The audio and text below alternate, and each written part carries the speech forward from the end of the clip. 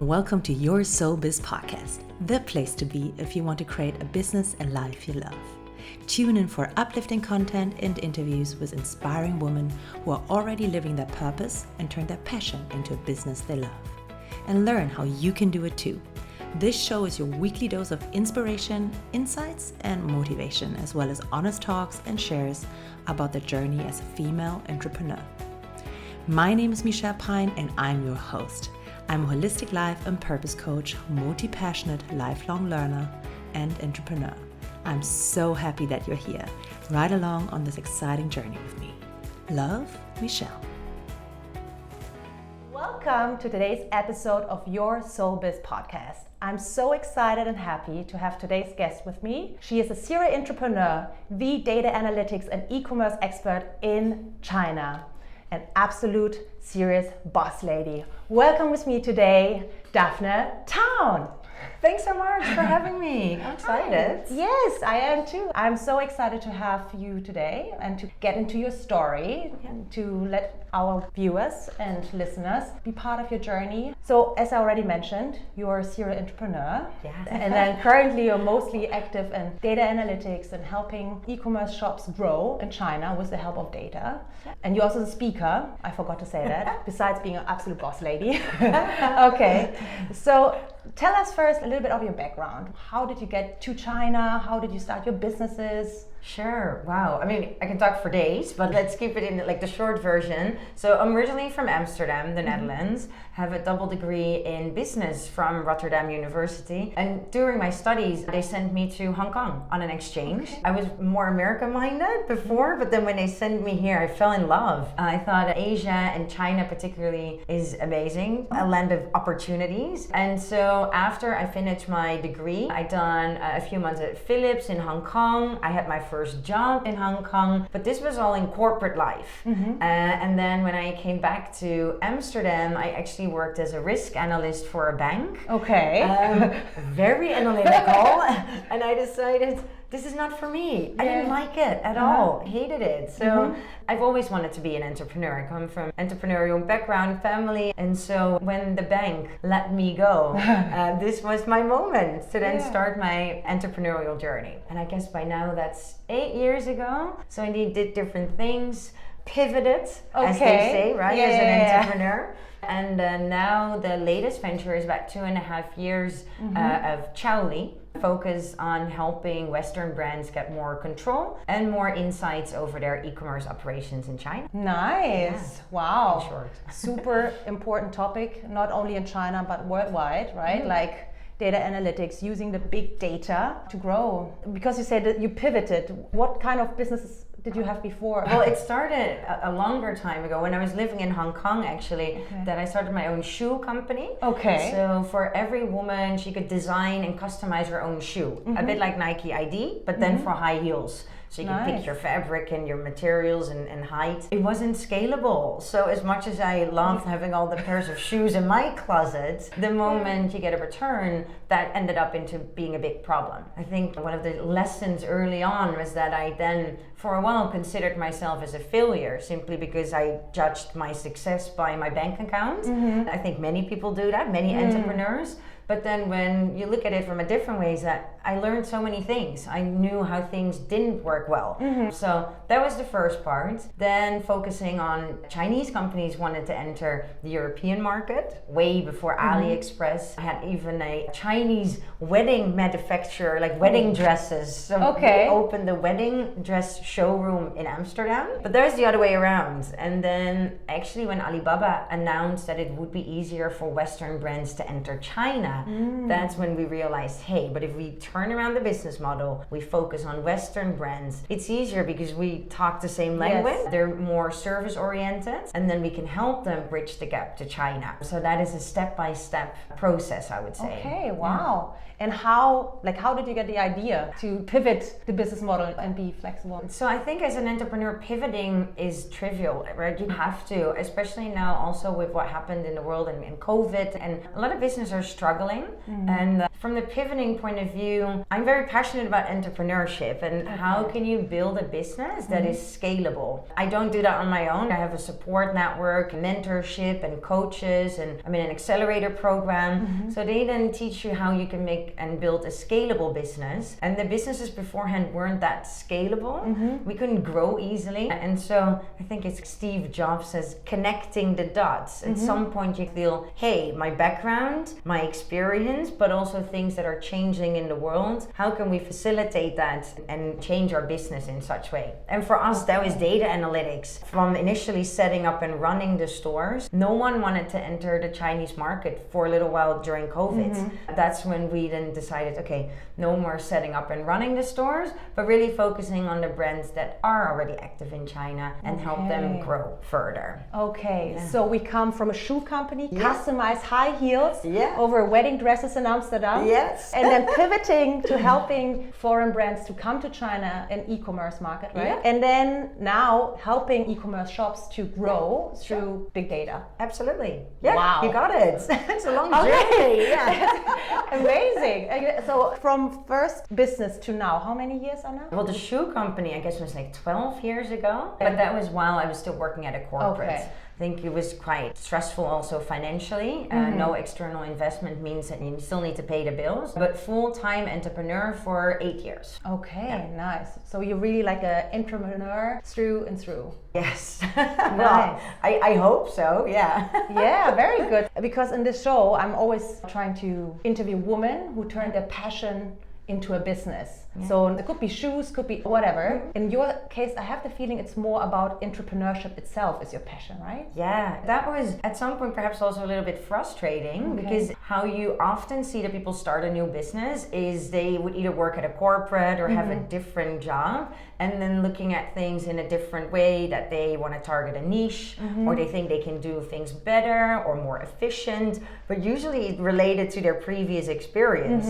In my case, with my last job at a bank, I just realized no more corporate life. I want to become that entrepreneur, but then I didn't really have the business idea. So it was more about entrepreneurship. But at the time, I didn't really know where to start. But how did you get the ideas at the time back then? Yeah. So I'm an analytical person, right? Okay. So I wanted to take a approach of how to start a company. So it's a lot of reading books also about how you can start a company in a lean way. And there's this really cool article from Tim Ferriss from the 4-Hour Work Week. Yeah. And he has a blog on his website. I'm not sure if it's still there, but it says how to create a $1 million business idea in one day. Okay.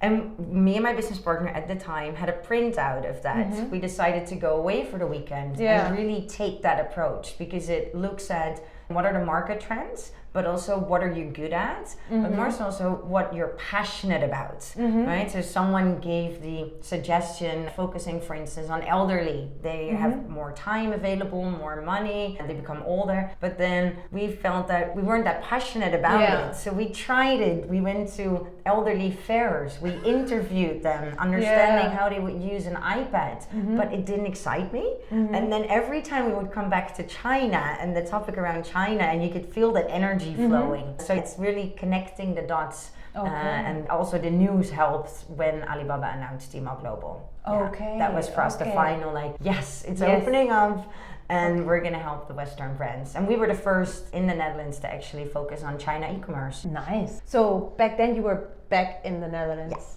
And then so you were in Hong Kong, first business, right? Back in the Netherlands, and then you came back to China. Yes, that's the journey. Yeah, so indeed I was back home, back in Amsterdam for a little while. That's also where we started our office because we served a lot of Western companies and it was just easy to speak with people. We really had to convince them about China. There weren't that many success cases.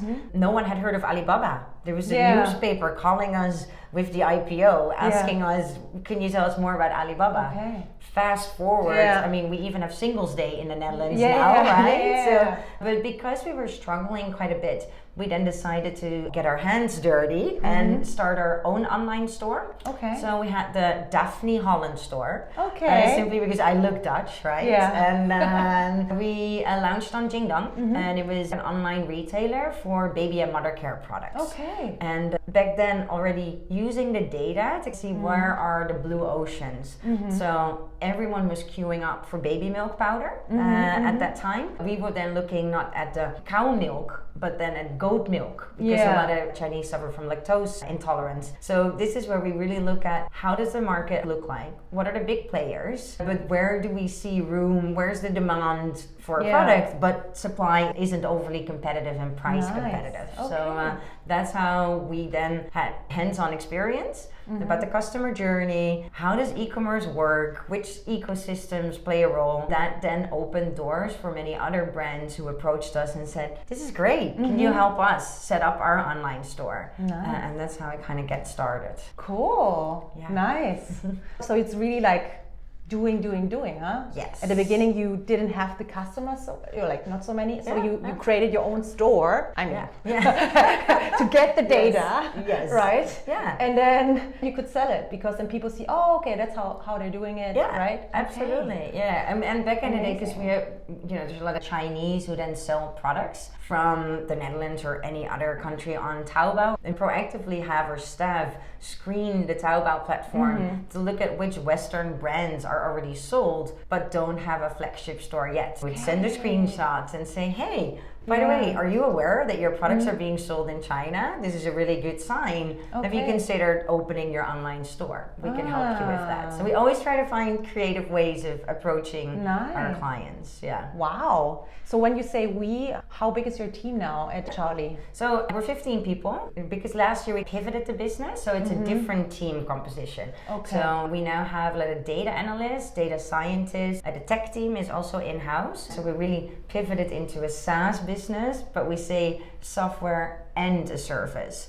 Okay. So what you often see is that there's not enough resources to analyze the data, to interpret it, and to create the actionable insights. The buzzwords, actionable insights. So we have the software tool. Brands, but also their Chinese partners can log on, can analyze their performance of the campaigns and of the store. And then once a month, we add consulting in the form of a report, if a company would like that as well. And then we help them to see how to improve and how to do digital experiments. Okay, nice. Okay. Set up now. Do you have a partner? Used to have. Okay. Yeah. So we used to be 2 female founders from the Netherlands. Okay. And we knew each other from the studies, and so same background, same interest. But then with COVID last year, for a lot of people, many things changed. And it was a tough year, honestly speaking. With webshop in China, there's a few clients who then, pulled out of China. One of our biggest clients had also invested in a cruise line. These are the type of industries that were hit really hard, right? Yeah. So when it became very stressful, it was got me close to a burnout. Like at some point it wasn't healthy, and the way we were operating the business anymore, and there's so much pressure and so much stress that I think now it's a good thing that we go your own ways. We're still close, but also for me it was such a reality check that entrepreneurship cannot be at any expense, and it can't be at the expense of my own health. And so last year it was like an emergency break, and looking at how can I make entrepreneurship fun again, and how can it be facilitating my life instead of causing too much stress and health issues. Oh, definitely. So, wow, I mean, I'm a holistic life coach. So who knows me knows that I'm all about well-being, and it's all part of it, right? Like job or business is one big part, but if you are not healthy, you cannot really run it, right? Yeah, so that's it. It's super key to watch your health. So talking about maybe already one big challenge, the work-life balance. Absolutely. What would you say on your journey were the biggest challenges you faced? I think work-life balance is a big one. The moment things are not going very well, my coping mechanism just tells me to run harder. I'm wired in a way that I always want to win, want to be the best at what I do. You think that more input means more output, but it's actually the other way around, right? It's counterproductive. Yeah. So not taking good care of yourself and very much constantly focusing on the things that you haven't accomplished yet. So I had a few business goals. At the same time, having a very hard time personally, that impacts your business and your goals. So you can't work full time, for instance, with a relative in the hospital or something like that. So but very much focusing only on that you haven't achieved your goals yet.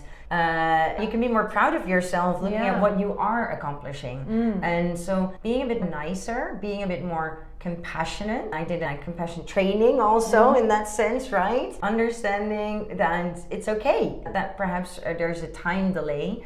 Yeah, making sure that not only getting frustrated at things that you haven't achieved yet. Okay, so number one challenge is being too hard on yourself, like being your biggest inner critic. Yes, I'm my best friend as well as my worst enemy. And that's so true, So being that inner critic and also not being able to enjoy the journey because I was constantly running. And then if you keep on running, it felt like running a marathon every day, right? Yeah. Then you can't enjoy it because you're exhausted. Exactly. You don't sleep well. And I really did a lot of proactive coaching and like you said, the holistic lifestyle where I realized that yes, I'm an entrepreneur, but I'm so much more than that, right? The person, Daphne, I'm not Chowly, but I'm so much more. Yeah. And that if I take into consideration what else do I enjoy and be more mindful in the present, helped me a lot. Like writing a gratitude journal, meditating every day, have that me time. Okay, nice. Yeah. So just to wrap that up for the listeners and viewers. So you said gratitude journal, meditation, being more mindful. Yeah. Anything else that you recommend? Yes, what helped me a lot was like I did this core strength test online and it made me realize that some of my core strengths I kind of neglected. So one of my core strengths is I love to learn. I'm super curious. I'm one of the people who loves Chinese classes, whereas all my friends are like, oh no, I need to study Chinese again. Yeah. So understanding what you enjoy doing and then incorporating that in your business or in your life makes it so much more fun. So I very deliberately think about how can I facilitate that on a day-to-day basis, and it gives a lot of energy. So that and walking is my recipe for it's like a massage of the soul and the brain. So I try to walk at least an hour a day. That really helps me clear my mind, but also helps me to get great ideas. So really silent walking. Yeah, you're not doing anything podcast. Else. Like, I just want to make sure. Except for yours. Right? Cool. I love walking too in nature, if possible. Yeah, I need to leave Shanghai at least once a month to just get into nature and just escape the concrete jungle. As much as I'm a city girl, I love big cities and Shanghai, but sometimes you need to take yourself out of the buzz and out of the city and some nature. Very good. So walking, gratitude journal, meditation, using your core strength, right? And talents, right? Have more fun in your everyday life. Yes. Okay, good. I like that. It's really like also how I roll or try to. Not too many shoulds, but also a lot of stuff that fills you up. Yeah, I think there's a few people that then said, well, you have done so many rules for yourself or routines, and normally I get bored easily, so the word routine would freak me out. Like, no.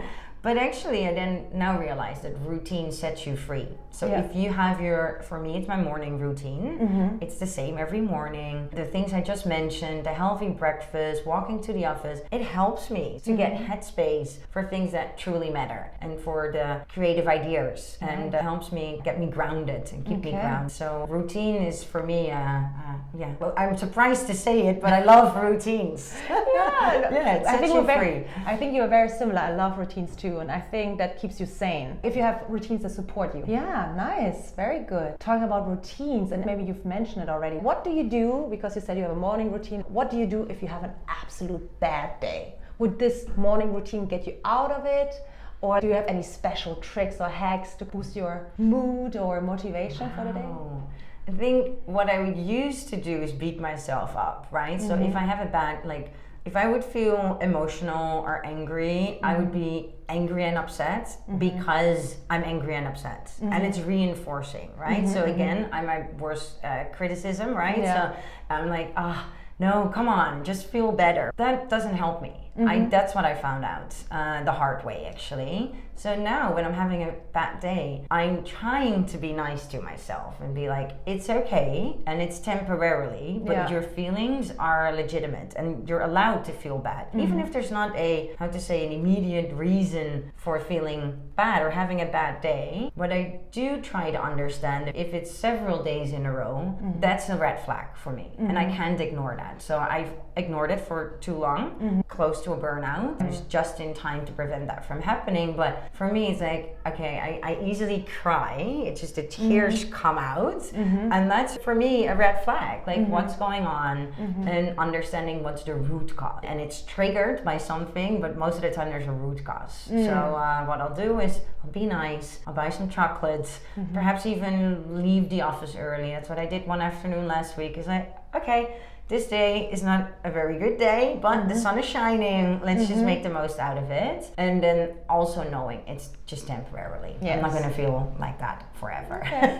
Very good, very good. Now talking about challenges in your entrepreneurial journey, but also fears maybe. Because I have a lot of coaching clients who they don't dare to start. They don't think maybe they have the talent or not good enough, or they compare themselves to others. Did you have any fears, or do you just like, no, I want to be an entrepreneur, let's do it? Oh, I definitely have fears. Yeah, I guess everyone has. And it's one of the things that I'm very conscious now about, that they're there. So when I started, I was 28 at the time. I didn't have any managerial experience and I didn't have an idea. But yet all I wanted was becoming an entrepreneur. So of course it was challenging to start. But then at the same time, it's also, in my case, the people around me that weren't always that supportive, because financial stability is a great thing. My mom at some point said, why don't you wait until you get married and have a husband? And no, I don't want to wait. I want to do this now. But of course, then there's the fear of how do I pay my bills, especially if you don't have a partner or a support network in that sense. And also the fear of not being good enough, right? I'm ultimately still a female in Shanghai, speaking okay Chinese, but not fluent yet. Data analytics tech company, male dominated world. So you get insecure at times and be like, why did I start at this? So I guess with the fears, it helped me to think about what's the worst case scenario. I remember when I quit my job in Hong Kong because I didn't like it, I didn't have a new job. We're normally taught that don't throw away your old shoes before you have the new ones. This is a Dutch saying. Don't quit your job if you don't have a new one. And then I remember that my dad, being a personal coach, went through this exercise with me and he said, what's the worst thing that can happen? And like literally the worst thing. And the worst thing was indeed having to go back home to the Netherlands, end up living with my parents again, not having a job. But if that's the worst case scenario, then it kind of comforts you in a way that you think, okay, but I would still have food, I would still have a roof and a bed to sleep in, and from there I'll start again, right? So and you learned that from that experience. 100%. So, and it happened. That worst case happened. I stood on Dam Square in a milkmaid outfit, having people taking pictures as a Dutch milkmaid with me because I needed money. And I didn't have a job. And so to say that your biggest fear, even if it becomes a reality, brings the creative part in you out there. And then that's a valuable lesson. Yeah, it's not at the time perhaps the most fun, but I think that's where the growth is at as a person. Overcoming your fears. 100%, 100%. So now I can already imagine some people saying, but she was like single, or maybe nobody depended on her, right? Like, I have a family, I can't do this. What would you say to these people? Well, I think there's work for both sides, right? I would be like, but I don't have a family and no one to support me. So I guess on the one hand, see if it can be a support network. And on the other hand, I think communication and transparency is key, right? Sit down with your partner or your loved ones and talk about your desires and why it is that you want to become an entrepreneur, and see, because I mean, part of it is mostly financial. If there's a way how you could perhaps combine the two things. So what I would do in the beginning, I mean, that's an extreme case, but we set up like an Airbnb service and cleaned apartments and toilets in my free time. Wow. Now, that wasn't related to the business, but I really needed the money so we could pay Chinese staff. I'm not suggesting that, but I think oftentimes we forget how good we are and that people are willing to pay money for your talents by freelancing, for instance. So for a longer period of time, we just looked at, okay, well, this is the business we eventually want to set up. But in the meantime, maybe 1 day or 2 days a week, can we also have a more freelance basis where still income is coming in? I think that's where I, for a long time, neglected my own strengths and indeed decided to then clean apartments instead of really focusing on something relevant. You underestimate your own talents, your own experience, and your own skills. A lot of people are still looking for good people. 100%. Yeah. So thank you. I love that. You're a good example that if you really want to, you do anything. Yeah. Right? Like, you told me it's like, the milk model. Yes. This also really proves that you're really like a make-us woman. You go for it, in whatever way, and I think that's impressive. And now, like looking at you having these different startups that run successfully and having 15 people, I think it's just an amazing story that shows us your power and your strengths behind it. Thank you. Yeah. Really cool. But you're right, I agree with the freelancing idea too. It's a very good way to go for it. There's so many platforms online, whatever experience you have, right? It could be your design skills, your organization skills. There's anything you can do.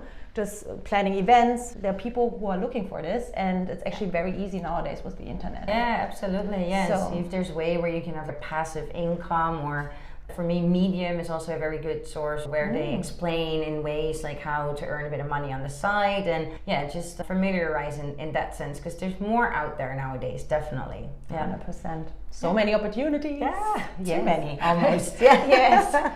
Okay, so what do you say now, Charlie? It's a data analytics company and also cloud-based software. What is your favorite activity on your day-to-day business? I just, in general, love meeting people, understanding their stories and understanding their challenges. I think as any entrepreneur, it's important to see how are we solving a problem. We're in a problem-solving business, right? If there's no problem and yet you do something for fun, well, you could, and maybe it's a hobby, but let's see, are there clients or customers who are willing to pay for that? So understanding their challenges for me is super exciting, and then see how we can help them solve. As I said, one of my favorite things is I love to learn. So during last year I did my computer science degree from Harvard online. Wow. Yeah, so in the weekend I was like programming a bit, and I like that. Can you impress me even more? It was a basic course. Don't 6 weeks basic course, But still. Yeah, but what I like is also more on the product owner side. So if I hear the problem on the one hand and working with the tech team on the other hand to see what's possible, what's not, and which features to add, I kind of like that. Like doing new stuff. The moment things get repetitive, I'm bored easily. Yeah. And what's exciting and what made a huge difference is the people that I now work with compared to the previous team. So core values, super important. I really enjoy talking with the team members, the brainstorming. They come up with good ideas. They are proactive, and that's a celebration almost to me. Like, this is exciting. Nice. Yeah. So we're talking about core values. What are your core values? And what is the company's core values? Are they the same, or? They're pretty aligned, actually. I was also taught in the accelerator program that, especially as an entrepreneur and a starting business, your core values are mostly aligned, right? You as the entrepreneur are the company. So you can set the core values. On the other hand, I also believe that it should be in line with your business. So one of our core values is we call ourselves like detail junkies, or eye for detail. And we have to, because we're in data analytics, right? So data reliability, it's very important. And so we need to see and keep an eye on all the details. So that's one. Then be brave and curious. That's that love to learn, curiosity. Start with why.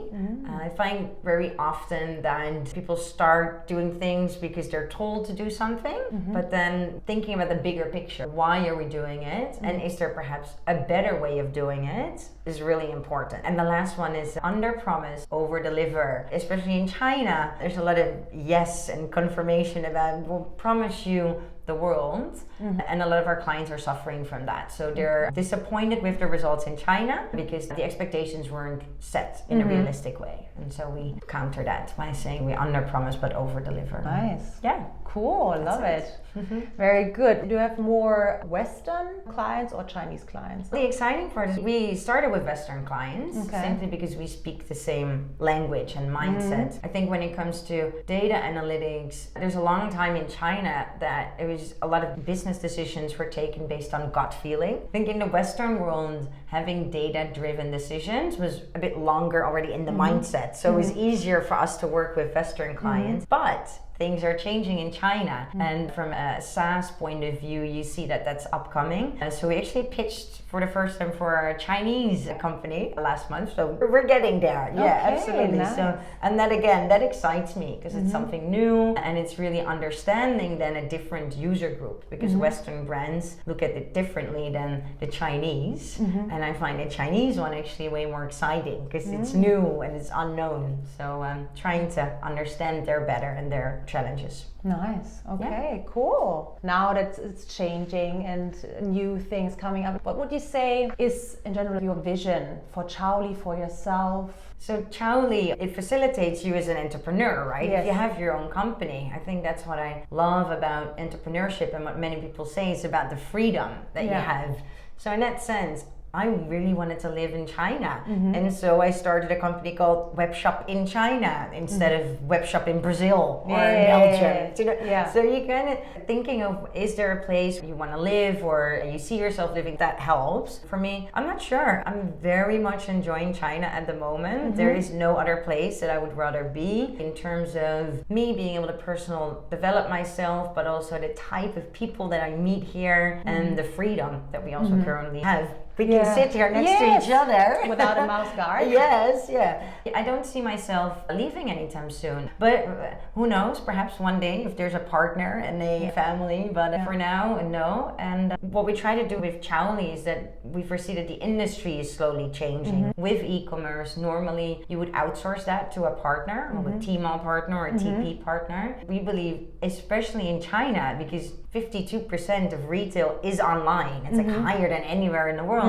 More and more companies want to take that in-house. And so Chowly is also there to support those companies to have it in-house. Perhaps we're a bit early to ride that wave, but I'm a firm believer that wave will come. And excited for the future. Yeah, amazing. Yes. It sounds like a lot of potential. And I mean, China is also during COVID, one of the biggest and fastest growing markets. And as you said, we're very lucky also for the people living here in China. We can move freely most of the times with, of course, safety measures like the green code and everything. Yeah, we're quite lucky. Absolutely. Right? Yes. Very good. Sounds like a good plan. I think the plan is one thing, and then of course it comes down to execution. Perhaps I think the common entrepreneur trap is that entrepreneurs, they're creative and they like to come up with new ideas and they like to do new things, but following through on it for a longer period of time is also a different mindset. And for the first time compared to all the other companies, I feel that this is the right path. I'm really excited about following it through and see where it goes.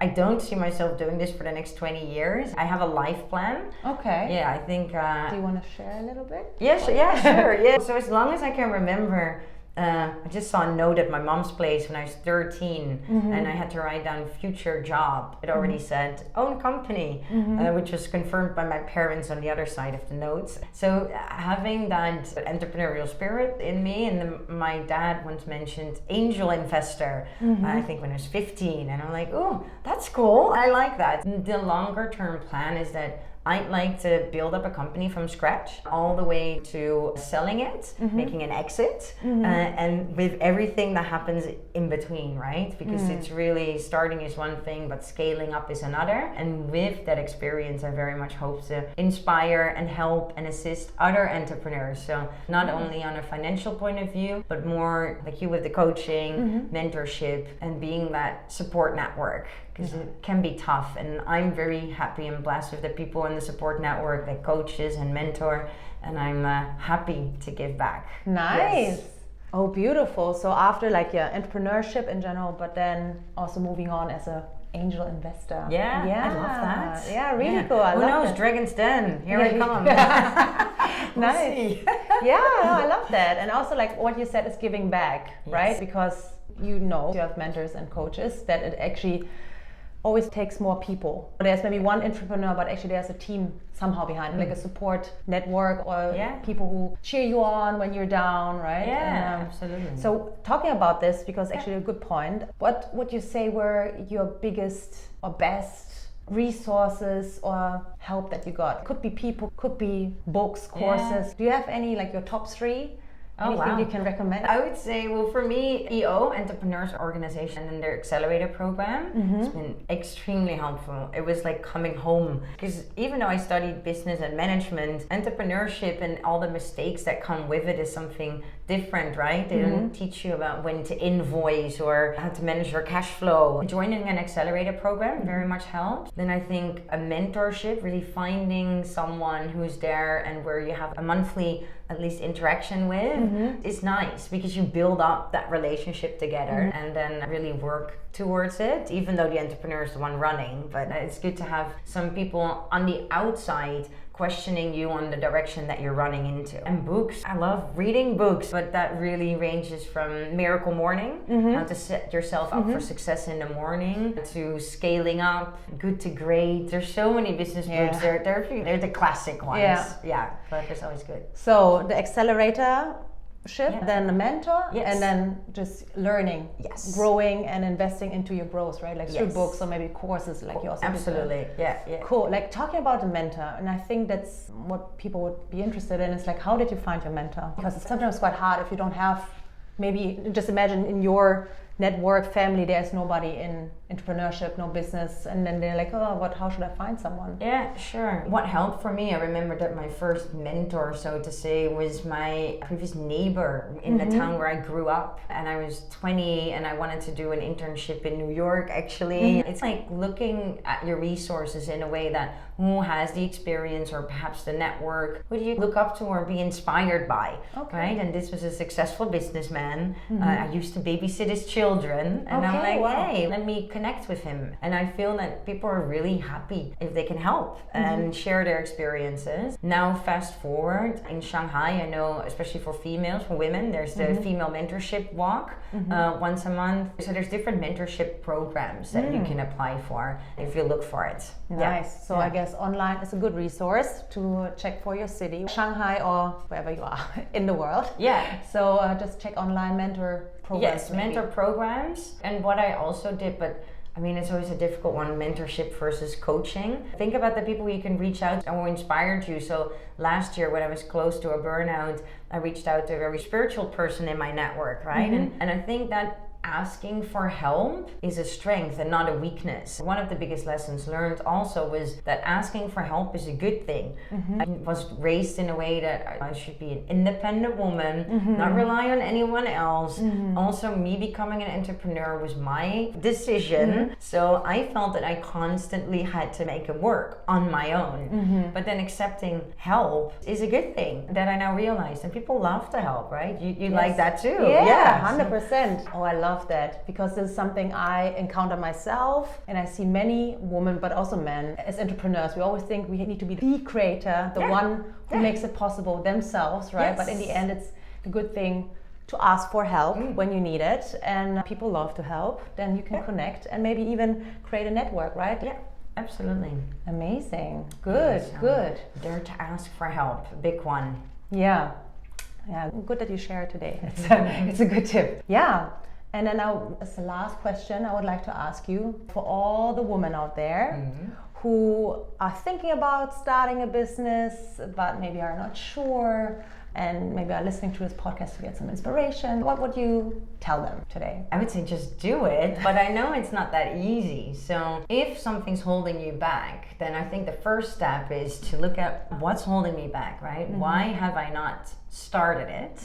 And that's an important part, because oftentimes it's within us. It's indeed being insecure or having a fear, and talking about it, and perhaps reaching out to a coach to see, hey, what's holding me back? Which false beliefs are preventing me from starting it? That's a very good first step, because it's not that you're not a good entrepreneur if you haven't started yet, but you need to solve the problems or the things that are holding you back. I guess that's on the one hand. And not having a plan, or perhaps being way too ambitious, is also the things that is difficult, because where to start? A coach last month told me, Daphne, you as an entrepreneur, you want to be able to build a car like Elon Musk builds Tesla, right? And he's like, considering the limited resources, but with all your talent and your experience, don't think about you can't build the car yet and be frustrated about the car. start something small. So start with a skateboard, and then from the skateboard you go to the bicycle, and from the bicycle you go to the e-bike and to a motor. If you cut it up in smaller pieces, then all of a sudden you don't feel threatened about this huge thing and a huge elephant. It's like, I know where to start now. That really helped me looking into, how can I build a good bicycle? Let's start with that instead of constantly focusing on a Tesla car, which I'm not there yet, but then you'll have your roadmap getting there. So start small. Nice. So number one is check or see what is holding you back and be honest to yourself, right? Look inside what fears or insecurities there are, right? It helps to talk about it, to get it out of the way, maybe out of the system. And the second one, very nice, start small.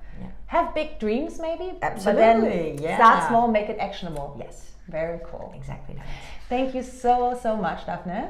Thanks for having me. Yeah, for your time today and sharing all your knowledge and insights. Very happy to have you. Great. Yeah, and if any questions, always reach out to us. Exactly. For all the information about Daphne and Charlie, her company, everything will be linked in the description below. Yeah, thank you for tuning in and have a nice day. Bye. Thank you so much for tuning in today. If you like this episode, let me know by subscribing to Your Soul Biz Podcast and leaving me a review on iTunes or Spotify. This way I can keep the good stuff coming. If you don't follow me on Instagram yet, connect with me at Michelle Pine for more inspirations and insights. I would love to hear from you. So leave me a comment on the latest post with your biggest takeaway from today's episode. And before you leave, remember, the world needs you to be you and share your unique gifts. Go out, shine bright, and create a life you love.